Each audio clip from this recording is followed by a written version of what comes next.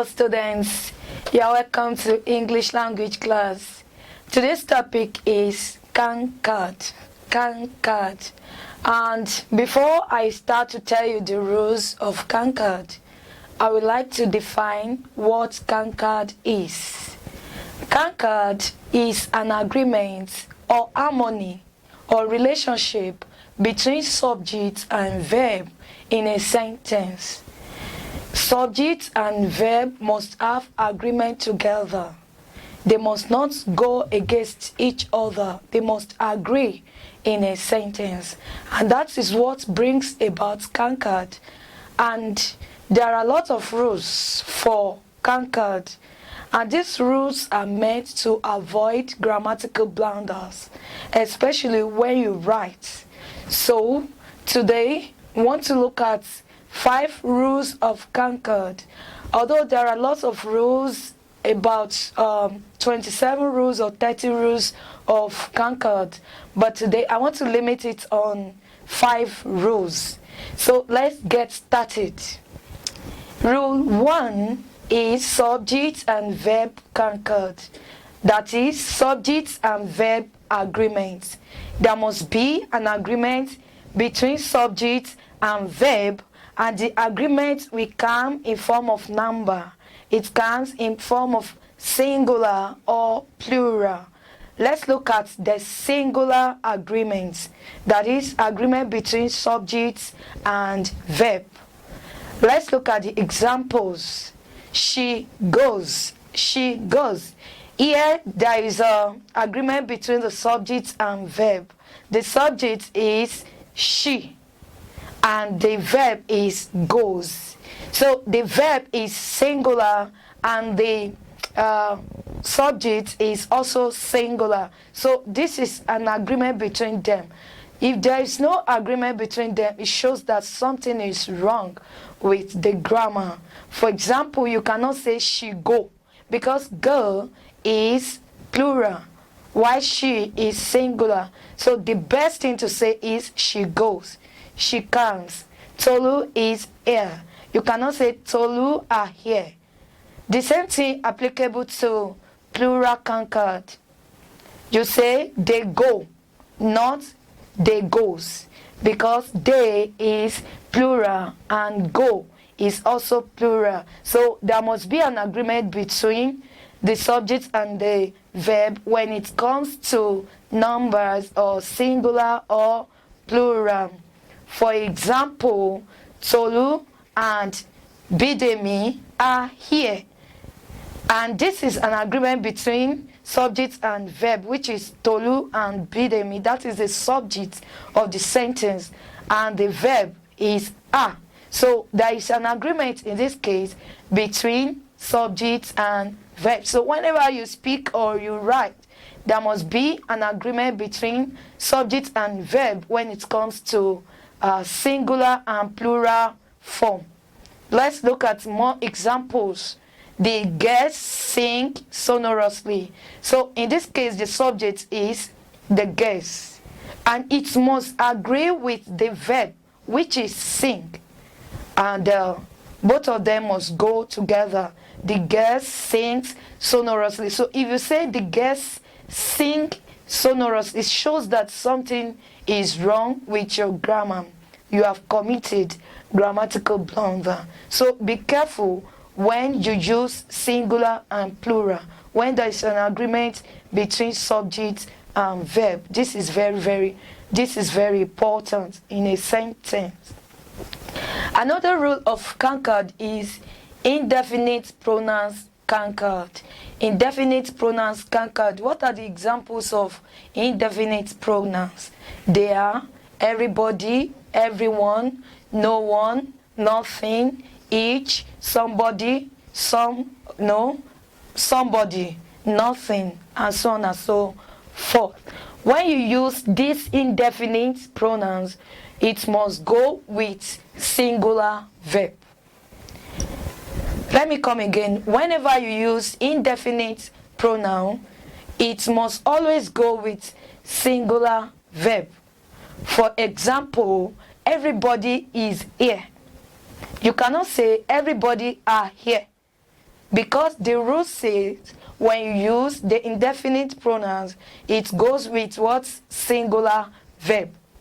You don't assume that everybody means many people, so you now use her as a verb. No, it goes with singular verb. Everybody is here. Each girl, you cannot say each guest. Each girl has access to education. So I want you to take note of all these things. Each girl as a verb must agree with the subject, which is what? Which is each. So you must have agreement between the subject and the verb. And another example is nothing is bad. Nothing is bad. Everyone is around. Every teacher in this school is good. Every teacher in this school is good. Not every teachers in this school are good. No. Every teacher, the word every day must agree with the next verb, even the next noun. So every teacher in this school is here. So in this case, there is an agreement between the subject and the verb. Another rule of Concord: any word that goes with such as, or, neither of, none of, no one of. So when you use all these words, it must go with singular verb. Although it goes with plural, sometimes you use it with plural noun phrase, but it goes with singular verb. Let me give you examples if you will understand better. Each of the guests, each, that is the third rule. Each of, then the guests. It's not going to, that is, each of, out of many guests, each of them has a napkin. It shows that you are referring to a particular thing or a particular person. Each of, out of many guests, each of the guests. Now each of them has a napkin. Or you say one of the children is sick. That is one out of many. That is why you don't, the noun phrase there is what? The children, not one of the child. No, one of the children, because there are many children, but one of them. Now you are referring to one of them, and the verb must be in singular form. One of the children is sick. One of the students is not in the school. One of them is not available, and so on and so forth. Let's go to the next rule. That is rule number 4. When a singular subject is linked to phrases that are introduced by words such as with, like, and as well as, it always takes a singular verb. It always goes with a singular verb. That is, it's called an accompaniment concord. For example, Tolu, like our sisters, loves flower. Tolu, like our sisters, loves flower. You are still referring, it shows that in this case, you are still referring to Tolu. So the accompaniment is like. So you don't need to look at the accompaniment even if they are in plural form.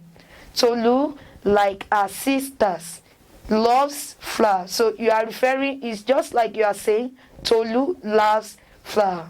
The principal, together with the staff or the members of staff, is here.